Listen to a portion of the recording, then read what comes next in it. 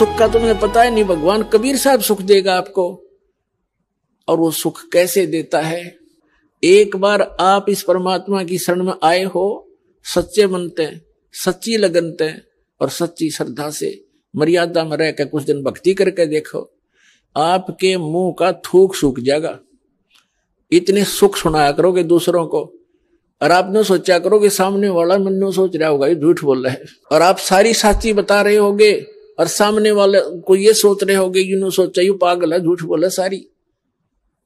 लेकिन आपको अब वो सुख सागर मिल रहा है, वो परम पिता मिल गए। गीता अध्याय नंबर 15 के श्लोक नंबर 16 और 17 में 3 पुरुष बताए। पुरुष माने प्रभु, स्वामी। एक सरपुरुष, ये 21 ब्रह्मांड का स्वामी है। ये काल जिसमें हम रह रहे हैं, जिस काल के लोक में, एक ब्रह्मांड में 21 ब्रह्मांड है, ऐसे ऐसे इतना ही प्रभु है, इतना मालिक है।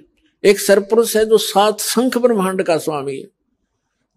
और 15वें अध्याय के फिर 16वें श्लोक में ये 2 पुरुष बता दिए, सरपुरुष और अक्षरपुरुष। 17वें श्लोक में बताया है कि जो वास्तव में जो श्रेष्ठ भगवान है, प्रभु है, वो तो इन दोनों से कोई और है। कहते उत्तम पुरुष है तू अन्य परमात्मा इति उदारत। ये लोक तेरे में आविश्य विवर्ती अवैश्वर है।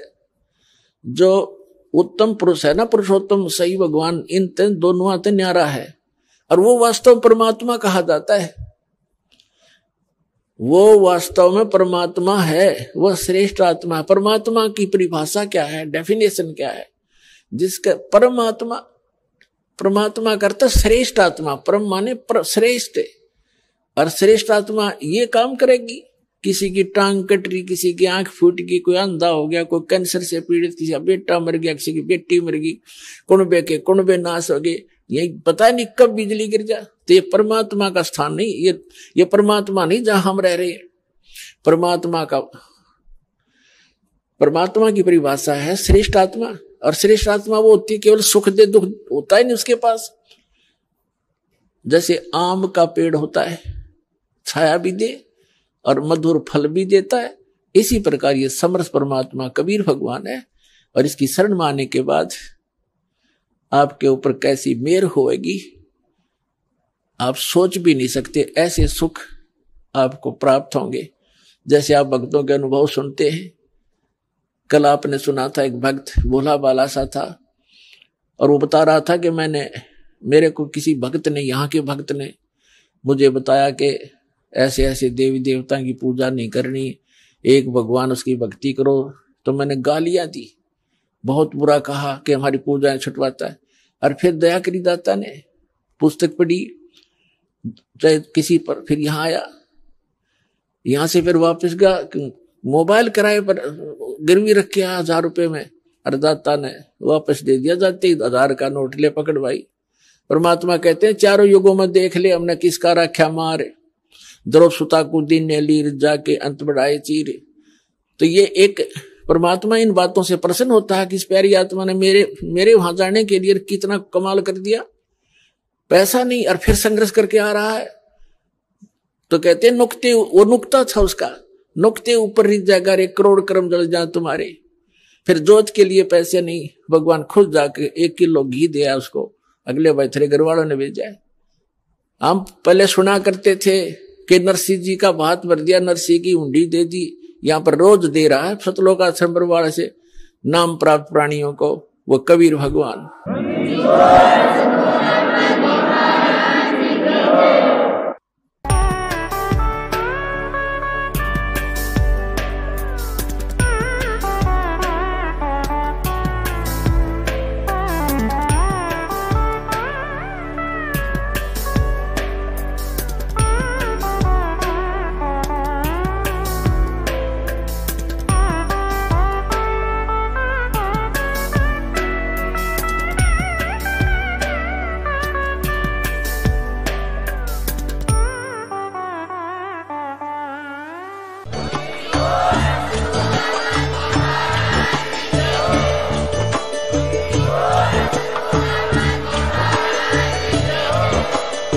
आप सुन रहे थे जगत गुरु तत्वदर्शी संत रामपाल जी महाराज जी के मंगल प्रवचन। अधिक जानकारी के लिए विजिट कीजिए हमारी वेबसाइट www.jagatgururampalji.org। संत रामपाल जी महाराज जी के शुभ आशीर्वाद से पूरे विश्व भर में 500 से भी ज्यादा नाम दीक्षा केंद्र हैं, जिन पर संत रामपाल जी महाराज जी द्वारा ऑनलाइन निशुल्क नाम दीक्षा दी जा रही है। अपने नजदीकी नाम दीक्षा केंद्र का पता करने के लिए संपर्क करें 8222880541।